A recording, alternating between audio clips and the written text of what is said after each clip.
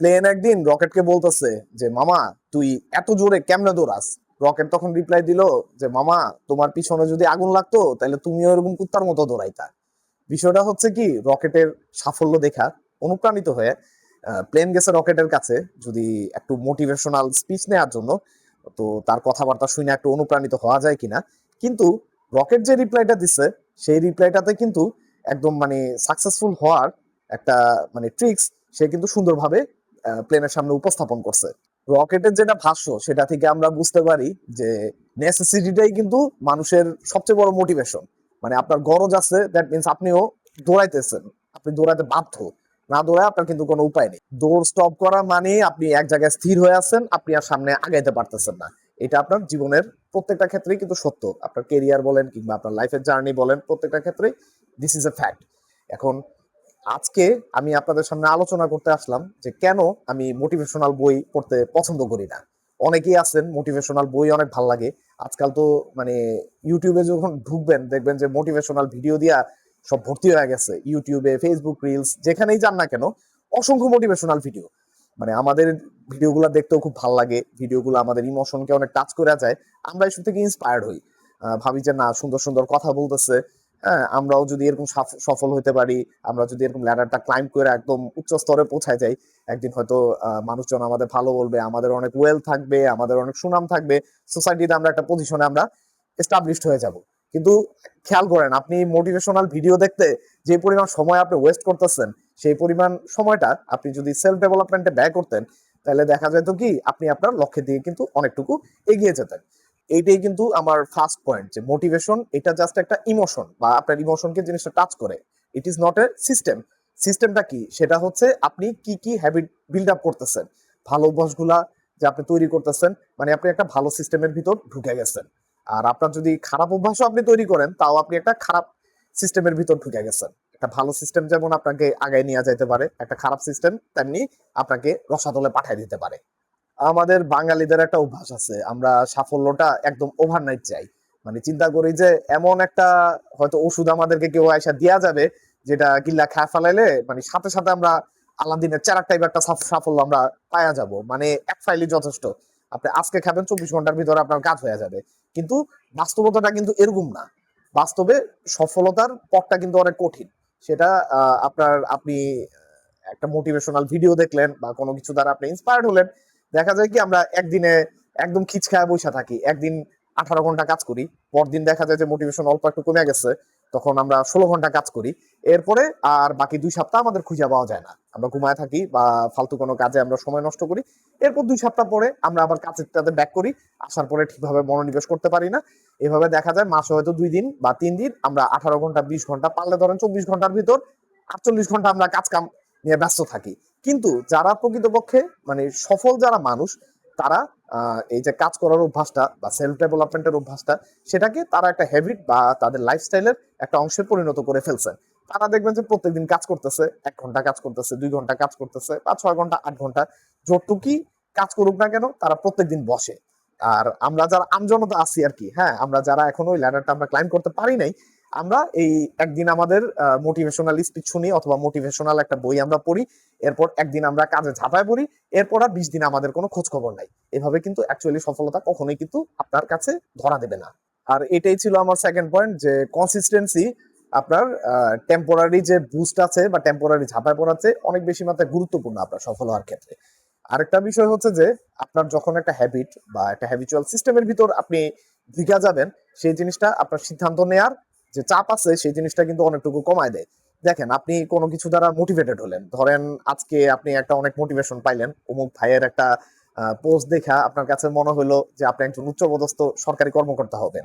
তো এটার জন্য আপনি চাকরির বই টই এসব নিয়ে দৌড়ঝাঁপ করা শুরু করে দিলেন। হ্যাঁ মানে আপনি একটা সিদ্ধান্ত নিলেন যে আপনি হয়তো সরকারি চাকরির দিকে বা উচ্চপদস্থ একটা ইয়ার দিকে আপনি আগাবেন। হ্যাঁ, এখন 2 দিন পরে আবার দেখা গেল যে অমুক একটা বডি বিল্ডার ভাই সে খুব মাসল টাসল দেখায় পোস্ট দিচ্ছে। তো সেটা দেখার পরে আপনার আবার কিন্তু সেই ব্যাপারে আপনি একটা সিদ্ধান্ত নিলেন যে আপনার এবার বডি বিল্ডিং করতে হবে। তার মানে কি দেখেন যে 2 দিন পর পর আপনার কিন্তু একটা সিদ্ধান্ত নেওয়ার চাপ তৈরি হইতেছে। কিন্তু আপনি যদি ধরেন একটা সিস্টেমের ভিতরে আপনি ঢুকে গেছেন, ধরেন আপনি চাকরির পরীক্ষার জন্যই পড়তেছেন বা ধরেন বাইরে যাওয়ার জন্যই পড়তেছেন, বা আপনার একটা জিম করার একটা নিয়মিত অভ্যাস আছে, ব্যায়াম করার অভ্যাস আছে, ফিটনেসের ভিতর আপনি ঢুকে গেছেন। তো নিয়মিত অভ্যাস থাকলে বিষয়টা কি, আপনি যেমন প্রত্যেকদিন ভাত খান, আপনি যেমন প্রত্যেকদিন দাঁত ব্রাশ করেন, তেমনি আপনার হয়তো জিমে যাওয়া বা প্রত্যেকদিন আপনার বই খোলা পড়াটা, হ্যাঁ, বা আপনার সফলতার জন্য যা যা করা লাগে প্রত্যেকদিন সেই জিনিস করাটা আপনি অবচেতন ভাবেই দেখা যায় যে আপনি হয়তো টেবিলে বসে যাইতেছেন, বা অবচেতন ভাবে আপনি জিমে চলে যাবেন, বা যেটা করা দরকার সেটাতে আপনি প্রত্যেকদিন বসতেছেন। হ্যাঁ, সো আসলে আপনার যে হ্যাবিট বিল্ডিং, এই জিনিসটাই কিন্তু সফলতার জন্য অনেক বেশি মাত্রায় গুরুত্বপূর্ণ। আপনার হ্যাবিট বিল্ডিংটা যখন একবার হয়ে যাবে, তখন আপনার প্রত্যেকদিন নতুন নতুন সিদ্ধান্ত নেওয়া লাগতেছে না, বা আপনি যে সিদ্ধান্তে আছেন সেই সিদ্ধান্ত থেকে আপনাকে টলানো সম্ভব হচ্ছে না, কারণ হ্যাবিটটা আপনার লাইফের একটা অংশে পরিণত হয়ে গেছে। হ্যাঁ, সেখান থেকে আপনাকে মানে টলানোরও কিছু নাই। আপনি জাস্ট একটা, you have become a machine, আপনি একটা মেশিনের মতো। আর আপনার হ্যাবিট গুলো হয়ে গেছে আপনার একটা রিচুয়াল। একটা মেশিন যেমন স্বয়ংক্রিয়ভাবে কাজ করে, আপনিও ওরকম স্বয়ংক্রিয়ভাবে আপনি আপনার রিচুয়ালের মতো হ্যাবিট গুলো পালন করে যাবেন, এবং দেখা যায় কি এই জিনিসটাই একটা সময় আস্তে আস্তে আস্তে আস্তে ডেভেলপমেন্টের মাধ্যমে আপনাকে একটা পজিশনে নিয়ে যাবে। 4 নাম্বার পয়েন্টটা হচ্ছে আইডেন্টিটি বেসড হ্যাবিট। মানে আপনি যে কাজটা করতেছেন, আপনার হ্যাবিট গুলা আপনার পরিচয় বা আপনার আইডেন্টিটির একটা অংশে পরিণত হয়ে যাবে। যেমন ধরেন, আমি হয়তো একটা স্বল্পমেয়াদী লক্ষ্য নির্ধারণ করতে পারি যে আমি বছরে 50টা করে বই পড়বো। অনেকেই কিন্তু এই ধরনের চ্যালেঞ্জ নিয়ে থাকেন। তো এটা খারাপ সেটা আমি বলতেছি না। এটা হয়তো আপনার একটা ট্যাকটিক্যাল ইয়া হতে পারে, মানে ট্যাকটিক্যাল টার্গেট হতে পারে। কিন্তু আপনার ধরেন স্ট্র্যাটেজিক বা আপনার মৌলিক টার্গেটটা হবে, আমি এমন একজন পার্সন হব যে কিনা বই পড়ে নিয়মিত বা প্রতিদিন সে পড়ে। হ্যাঁ, তখন দেখবেন কি যে আপনি একজন বই পড়ুয়া, এটা আপনার আইডেন্টিটির একটা অংশে পরিণত হয়ে গেছে, এবং আপনি অবচেতন ভাবেই দেখা যায় যে এই স্বভাবটা আপনি কিন্তু পার্সিউ করবেন। বিষয়টা যে কেবল বই পড়ার ক্ষেত্রে এমন না, অন্য যে কোনো হ্যাবিট আছে সেটাকেও আপনি এরকম একটা অভ্যাসে পরিণত করতে পারেন, আপনার একটা আইডেন্টিটির অংশে পরিণত করতে পারেন। যেমন ধরেন জিমে যাওয়া, আপনি হয়তো মনে মনে ঠিক করলেন আজকে থেকে আমি এমন একজন পার্সন হবো যে কিনা ফিটনেস কনসাস। হ্যাঁ, আমি যে নিয়মিত ব্যায়াম করে, যে হাঁটাহাঁটি করে, যে জিম করে। এরপর আপনি আপনার ট্যাকটিক্যাল বা স্বল্পমেয়াদী একটা লক্ষ্য নির্ধারণ করলেন যে এই মাসে আমি হয়তো এই সপ্তাহে 3 দিন জিমে যাব বা 4 দিন জিমে যাব। হ্যাঁ, তো এটা হয়তো সামনে বাড়তেছে বা কমতেছে, বাট আপনার যে আইডেন্টিটি, আপনি একজন ফিটনেস কনসাস মানুষ, সেই জিনিসটা কিন্তু আপনি মনে মনে সেট করে ফেললেন, that has become a part of your identity. তেমনি ধরেন আপনার লেখালেখির ক্ষেত্রে হইতে পারে, বা আপনি ধরেন যে রান্না বান্না করতে চান বা হোয়াট এভার যাই করেন না কেন, make it A part of your identity. তখন দেখা যায় যে আপনি এই জিনিসটা নিয়ে ইজিলি আগাইতে পারবেন, অনেক দূর সামনে আপনি যেতে পারবেন। এরপর আসি 5 নাম্বার পয়েন্টে, ক্ষুদ্র ক্ষুদ্র বালুকণা বিন্দু বিন্দু জল গড়ে তুলে মহাদেশ সাগর অতল। মানে আপনি প্রত্যেকদিন অল্প অল্প করে যে কাজটা করতেছেন, এটাই একসময় অ্যাকুমুলেট হইয়া দেখা যায় যে বিশাল একটা অ্যাচিভমেন্টে পরিণত হয়ে যায়। ধরেন আপনার পড়ার অভ্যাস আপনি তৈরি করতে চান, প্রত্যেকদিন 5 মিনিট করে পড়েন। ধরেন একটা মোটিভেশনাল ভিডিও দেখতে আপনার 10 মিনিট সময় লাগতেছে, বা একটা মোটিভেশনাল বই পড়তে আপনার 2 দিন বা 3 দিন সময় লাগতেছে। এই 2 দিন 3 দিন বা এক সপ্তাহ আপনি প্রতিদিন 1 ঘন্টা করে কাজ করেন। দেখেন যে এক সপ্তাহ কিন্তু কাজ করলে কোনো কিছু একটা নিয়ে আপনি যদি এক সপ্তাহ লাগা থাকেন, ওই এক সপ্তাহ কিন্তু আপনার মোটামুটি একটা হ্যাবিট বিল্ডিং করার জন্য কিন্তু যথেষ্ট। আপনি একজন রাইটার, আপনি 5 মিনিট করে লেখেন, তো 1 বছর শেষে আপনি দেখেন এই আজকের 5 মিনিট 1 মাস পরে হয়তো 10 মিনিট হয়ে যাবে, তারপর 6 মাস পরে হয়তো আধা ঘন্টা। এইভাবে দেখেন যে 1 বছর শেষে আপনি হয়তো প্রতিদিন 1 ঘন্টা করে লেখার একটা অভ্যাস তৈরি হয়ে গেছে। আপনি একটা সময় হয়তো দেখা যাবে আপনার 3টা 4টা বই কখন বের হয়ে গেছে আপনি নিজেও টের পাবেন না। বা ফিটনেসের ক্ষেত্রেও সত্য, আপনার হয়তো এখন জিমে যাইতে মন চায় না, আপনি 1 সপ্তাহ গিয়া বসে থাকেন, তো 1 মাস পরে দেখবেন যে আপনার না গেলে উল্টা ভাল লাগতেছে না। কারণ আমাদের হ্যাবিটটা এমন একটা জিনিস, মানে বলা হয়ে থাকে যে মানুষ অভ্যাসের দাস। যখন একটা আপনি অভ্যাসের ভিতর ঢুকে যাবেন, তখন ওই কাজটা ছাড়া আপনার কিন্তু মোটেও ভালো লাগবে না। তো এবং ভালো একটা অভ্যাস যখন আপনি বিল্ড আপ করতে পারবেন, এই আপনার আর কষ্ট করে আপনার লক্ষ্যের দিকে নিজেকে ঠেলা নেওয়া লাগবে না, আপনার যে অভ্যাস আছে সেটাই আপনাকে ঠেলা ঠেলা নিয়ে যাবে। তো বিষয়টা হয়ে গেছে অনেকটা সঞ্চয়ের মতো। আজকে আপনি অল্প করে সঞ্চয় করেন, আজকে আধা ঘন্টা বলেন 1 ঘন্টা বলেন, এটা কাইন্ড অফ সঞ্চয়। মানে যে সময়টা আপনি দিতেছেন সেটা আপনার নিজের জন্য ইনভেস্টমেন্ট। হ্যাঁ, সো আমার কাছে আর কি আমার পার্সোনাল উপলব্ধি যে কোনো ধরনের মোটিভেশনাল স্পিচ শোনা বা মোটিভেশনাল বই পড়ার চেয়েও আমি চেষ্টা করি যে আমার হ্যাবিট বিল্ডিংটা কিভাবে করা যায় সেদিকে আমি কনসেন্ট্রেট করার চেষ্টা করি। আমার মনে হয় যে এটা আমাকে আমার গোলের দিকে আরো মানে ফার্দার এগিয়ে নিয়ে যেতে সাহায্য করতেছে। জায়গা আমি কিন্তু মোটিভেশনাল বই বলেন বা মোটিভেশনাল স্পিচ বলেন, এই জিনিসগুলার মোটেও বিরোধী না। কারণ মানুষের একটা কাজ শুরু করতে, মানে ইনিশিয়েট করতে কিন্তু একটা মোটিভেশন লাগে। আপনি হয়তো এখন অনেক বড় একজন রিডার, আপনি কোনো একটা কাউকে দেখে কিন্তু আপনি আলটিমেটলি মোটিভেটেড হয়েছেন যে আপনার বই পড়ার অভ্যাসটা শুরু হয়েছে, বা আপনি হয়তো একজন বডি বিল্ডার, বা আপনি অনেক বড় একজন বিজনেসম্যান। কিছু না কিছু থেকে আপনি কিন্তু আপনার স্টার্টিং কিন্তু একটা মোটিভেশন কিন্তু আপনি পাইছেন যে না, অমুক আছে, ঠিক আছে, আমার ওরকম হওয়া লাগবে, বা I want to reach that level. কিন্তু আপনি যে ওই মোটিভেশন ইজ নট এনাফ। আপনি হয়তো মোটিভেশনটা দেখে ইন্সপায়ার্ড হয়েছেন, হ্যাঁ, শুধু যদি মোটিভেশন নিয়েই থাকেন, 2 দিন পরে দেখা যাবে আপনার মোটিভেশনটা ফেড হয়ে যাবে, আপনি আর আগাতে পারবেন না। এখন মোটিভেশনের থেকেও বড় ব্যাপার হচ্ছে মোটিভেশন আপনাকে একটা ট্র্যাকে নিয়ে আসছে, কিন্তু সেই ট্র্যাকে চলতে আপনার যে দরকার হচ্ছে হ্যাবিট বিল্ডিং, বা প্রত্যেকদিন কাজ করা, কনসিস্টেন্ট থাকা।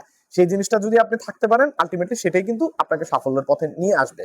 আর মোটিভেশনাল অনেক বই আছে, মোটিভেশনাল বই থেকে আমরা কিন্তু অনেকেই ইন্সপাইরেশন পাই। অনেক মোটিভেশনাল রাইটার আছে, যেমন ডেল কার্নেগির বই, শিব খেরার বই, এগুলা থেকে অনেকের লাইফ কিন্তু চেঞ্জ হয়ে গেছে, কারণ তারা এই মোটিভেশন থেকে কোনো কিছু একটা শুরু করার প্রেরণা পেয়েছেন।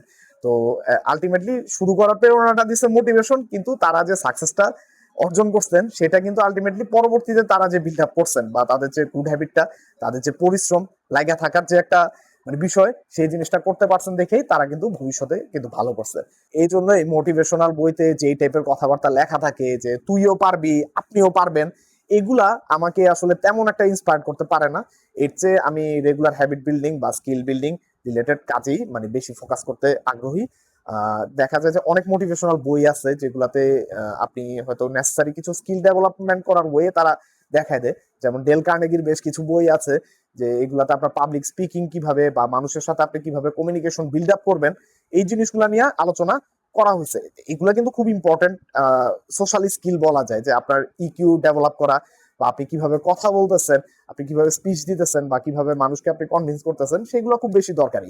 কিন্তু একদমই যে মোটিভেশন, ওগুলো আর ভাল লাগে না। আবার কিছু সেলফ হেল্প বই আছে, দেখবেন যে ওগুলাতে কিভাবে আপনার হ্যাবিট বিল্ড আপ করা যায় সেগুলা নিয়ে আলোচনা করা হয়েছে। অ্যাটমিক হ্যাবিটস যেমন আছে, কিভাবে ছোট ছোট হ্যাবিটের অ্যাকুমুলেশনের মাধ্যমে আপনি একটা সিস্টেমের ভিতর ঢুকে যেতে পারবেন।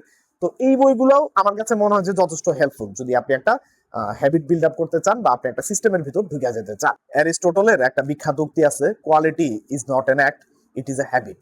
আপনি যে অভ্যাসগুলো তৈরি করতেছেন সেটাই আপনার জীবনকে পাল্টাই দিতে পারে। তবে অনেক সময় মোটিভেশনেরও কিন্তু দরকার হয়। যেমন ধরেন গাড়ির ইঞ্জিনে স্পার্ক প্লাগ আছে না, ওই স্পার্ক প্লাগ কিন্তু ওই গ্যাসোলিন বা ওই যে পেট্রোলের ভিতর আগুনটা লাগাই দিয়া রিয়াকশনটা স্টার্ট করে দেয়। হ্যাঁ, কিন্তু আপনার গাড়ি কিন্তু চালায় যেতে তখন কিন্তু আপনার দরকার যে ইঞ্জিনটা রেগুলার রানিং রাখা, ইঞ্জিনের ভিতর যে তেল আছে, ঠিক আছে, সেই তেলটা পোড়ায়া আপনার বিক্রিয়াটা চালু রাখা। তো আপনার মোটিভেশন হয়তো আপনাকে একটা ট্র্যাকে যাওয়ার একটা প্রেরণা তৈরি করতে পারে আপনার ভিতরে, কিন্তু আপনার যে অভ্যাস আছে সেই অভ্যাসটাই আপনাকে এই যে এরকম আর কি, আপনার ইঞ্জিন যত রানিং থাকবে আপনি তত সামনের দিকে আগায় যাবেন। তো আশা করি ভিডিওটা আপনাদের সবাই ভালো লাগছে। যদি ভিডিওটা ভালো লেগে থাকে তবে লাইক, সাবস্ক্রাইব করে এবং শেয়ার করে আমাদের সাথে থাকবেন। Thank you everyone.